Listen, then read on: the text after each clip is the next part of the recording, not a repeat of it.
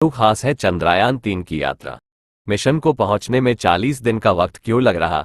यह अभी कहां पहुंचा है? जानते हैं इनके जवाब। क्यों खास है चंद्रयान-3 की यात्रा? फिलहाल मिशन चंद्रमा की अपनी यात्रा पर है, जो बेहद खास है। इससे पहले चंद्रयान-3 को इसरो के बाहुबली रॉकेट LVM-3 से भेजा गया। दरअसल पृथ्वी के गुरुत्वाकर्षण से बाहर निकलने के लिए बूस्टर या कहें शक्तिशाली रॉकेट यान के साथ उड़ते हैं। अगर आप सीधे चांद पर जाना चाहते हैं तो आपको बड़े और शक्तिशाली रॉकेट की जरूरत होगी। इसमें ईंधन की भी अधिक आवश्यकता होती है, जिसका सीधा असर प्रोजेक्ट के बजट पर पड़ता है। यानी अगर हम चंद्रमा की दूरी सीधे पृथ्वी से तय करेंगे तो हमें ज्यादा खर्च करना पड़ेगा। नासा भी ऐसा ही करता है, लेकिन इसरो का चंद्र मिशन सस्ता है क्योंकि वह चंद्रयान को सीधे चंद्रमा पर नहीं भेज रहा है। एक निश्चित दूरी के बाद चंद्रयान को आगे की यात्रा अकेले ही पूरी करनी होती है।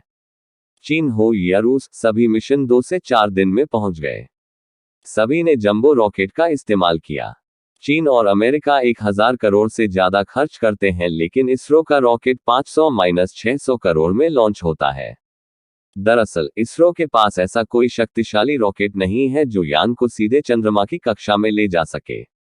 पृथ्वी से चंद्रमा तक की दूरी महज 4 दिन की ही है।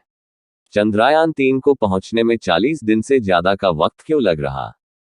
चंद्रयान-3 करीब 40 दिन बाद चंद्रमा की सतह पर उतरेगा, जिसके पीछे कई बारीकियां हैं। दरअसल चंद्रयान में ईंधन की मात्रा सीमित है और अगर हम इसे सीधे चंद्रमा पर भेजेंगे तो सारा ईंधन खर्च हो जाएगा। इसके बजाय इसे पृथ्वी के चारों ओर घूमने के लिए छोड़ा जाता है। इस दौरान ईंधन का इस्तेमाल बहुत कम होता है। आगे की प्रक्रिया को समझे तो यान को पृथ्वी की गति और गुरुत्वाकर्षण की मदद से आगे फेंका जाता है। ठीक वैसे ही जैसे जब हम चलती बस से उतरते हैं तो आगे की दिशा में दौड़ते हैं। पृथ्वी जिस गति से अपनी धुरी पर घूमती है उसका लाभ चंद्रयान-3 को मिल रहा है। धीरे धीरे मिशन अपनी कक्षा बदल रहा है। इस तरह से देखें तो 5 कक्षाएं बदलने में वक्त लगेगा। सोमवार को चंद्रयान-3 ने सफलतापूर्वक पृथ्वी की दूसरी कक्षा में प्रवेश कर लिया था। इसके बाद इसरो ने सोमवार को एक बार फिर कक्षा बदलने की प्रक्रिया अर्थबाउंड फायरिंग 2 सफलतापूर्वक पूरा कर चंद्रयान-3 को पृथ्वी की अगली और बड़ी कक्षा में भेज दिया। अब अगली फायरिंग 20 जुलाई को दोपहर 2 से 3 बजे के बीच करने की योजना है।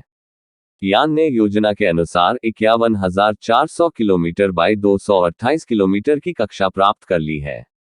इसरो के वैज्ञानिकों ने बताया है कि चंद्रयान-2 का ऑर्बिटर अभी भी अपना काम कर रहा है, इसलिए इस मिशन में उसी ऑर्बिटर की मदद ली जा रही है। चंद्रयान-3 से भेजे गए लैंडर और रोवर चंद्रमा पर उतरेंगे। सॉफ्ट लैंडिंग के बाद रोवर लैंडर से बाहर आकर यह जांच करेगा कि चंद्रमा की सतह मानव जीवन के लिए कितनी उपयुक्त है। क्या वहां का पानी पीने योग्य है? वहां कौन सी गैसें और खनिज हैं? आंधी, तूफान या कंपन का चंद्रमा पर क्या प्रभाव पड़ता है?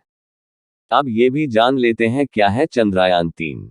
चंद्रयान-3 मिशन चंद्रयान-2 का ही अगला चरण है, जो चंद्रमा की सतह पर उतरेगा और परीक्षण करेगा। इसमें एक प्रणोदन मॉड्यूल, एक लैंडर और एक रोवर है। चंद्रयान-3 का फोकस चंद्रमा की सतह पर सुरक्षित लैंड करने पर है। मिशन की सफलता के लिए नए उपकरण बनाए गए हैं। एल्गोरिदम को बेहतर किया गया है। जिन वजहों से चंद्रयान-2 मिशन चंद्रमा की सतह नहीं उतर पाया था, उन पर फोकस किया गया है। लॉन्चिंग कब हुई? इस सवाल को ध्यान में रखिए, इसकी आपको जरूरत पड़ सकती है। मिशन ने 14 जुलाई को दोपहर 2:35 बजे श्रीहरिकोटा केंद्र से उड़ान भरी और अगर सब कुछ योजना के अनुसार होता है तो ये 23 या 24 अगस्त को चंद्रमा पर उतरेगा। मिशन को चंद्रमा के उस हिस्से तक भेजा जा रहा है जिसे डार्क साइड ऑफ मून कहते हैं। ऐसा इसलिए क्योंकि यह हिस्सा पृथ्वी के सामने नहीं आता।